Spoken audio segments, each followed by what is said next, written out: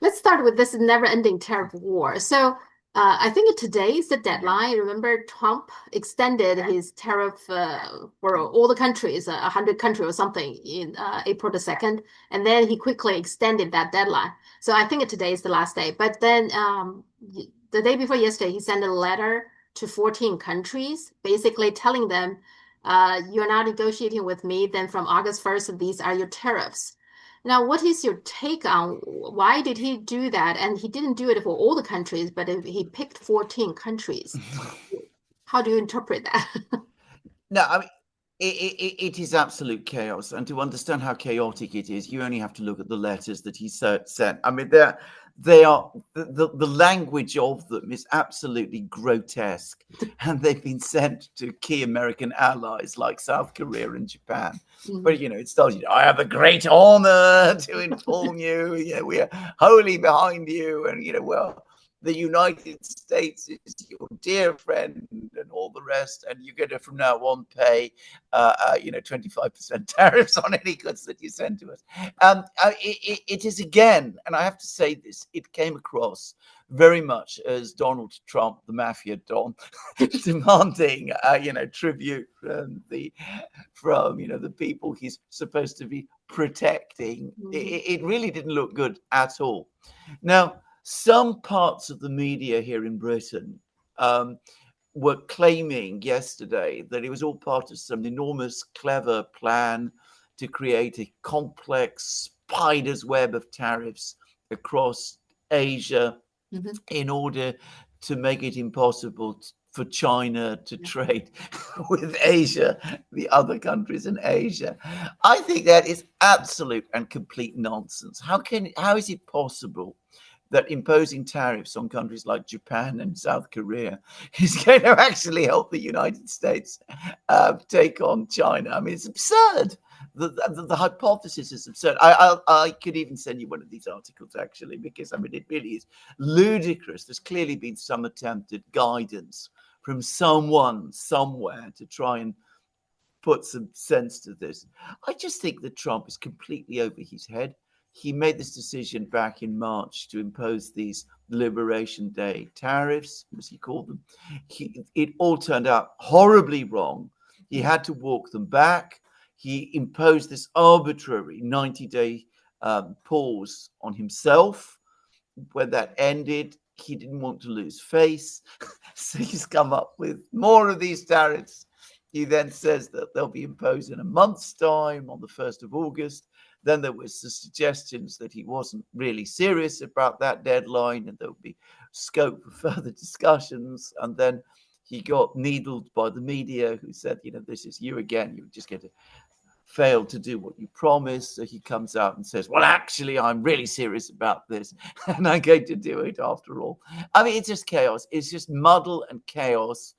He's completely lost control of what he's doing. And he's now threatening the BRICS with a 10% tariff simply because they're members of the BRICS. He's just lurching and hitting out in all directions. Well, I think the reason some people interpret that way is that out of those 14 countries, uh, almost all the ASEAN countries are in there except Singapore. So there, nine of the countries are ASEAN countries, and then of course South Korea, Japan. So it's largely Asian countries. I think the idea, if you look at it, he Yeah, did get agreement with Vietnam, but if you look into what they agreed yeah, with Vietnam, again, also some people see it as some way to get to China. But now the reason people are yeah, saying that is because in that agreement, Trump will put 40%. It's called a transshipment tariff, 40%, which means if Chinese goods goes to yeah. Vietnam and put on, made in Vietnam and something, and then shipped to the United States, that will be regarded as transshipment, and that would be 40%. And then without the transshipment, just everything else, I think is 20 or 25% of the Vietnam. The idea is that, of course, China can no longer do that, right, through Vietnam to sell to the United States. But they forget that China and the Mm. US now have agreement. Right now, China's tariff is 10%. So why would China even need to go through Vietnam and It's a Asian very good other point. ASEAN country, right? It is absolutely it's an excellent point. I mean, I hadn't no thought of that. You're absolutely right. I mean, you've got it exactly correct. I mean, it makes none of this makes any sense.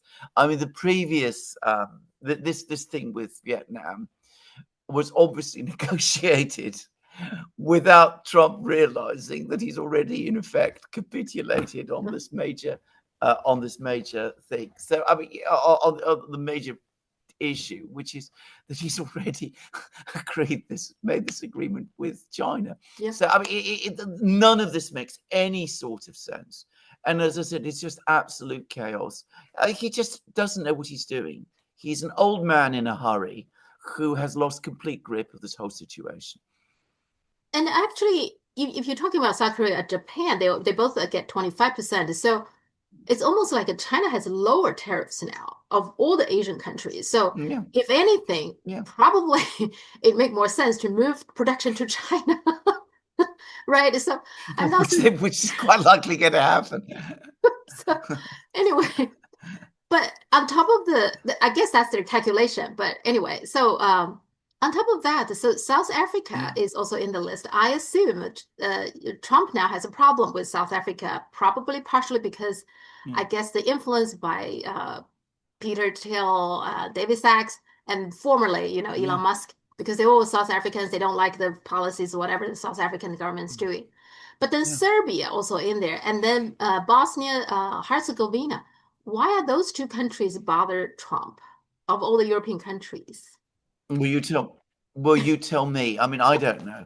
Okay. I suspect at some level. I get to make a guess here that they've gone after Serbia and Bosnia Herzegovina because Serbia is seen as somehow pro-Russian, and Oh, it's okay. assumed that Serbia is playing some role here. So I mean, there's probably some kind of people within the Treasury or the Commerce Department who are telling Trump, that the Serbs are really bad people. So we need to come down on them. Okay. Bosnia Herzegovina is, of course, an American protectorate to all intents and purposes, but within it there is this region which is Serb, which is the Serb Republic within Bosnia, Mhm. and that's also on bad terms. So again, they come down on that. But as I said, one shouldn't waste too much time Okay. trying to analyze these things Yeah. from an economic point of view. I mean, even South Africa, really, as you absolutely rightly said, doesn't make any real sense. Mhm. The tariffs on South Africa are entirely a product of prejudice. Mhm. Exactly as you say, that they're not based on any deeper calculation. It's just that Donald Trump doesn't like the country and Yeah. its leaders. Yeah. So it's almost based on his feelings, and yeah, okay, or Yeah, his mm, feelings that day, maybe. Okay. All right. yeah, these feelings that day Yeah. exactly. Yeah.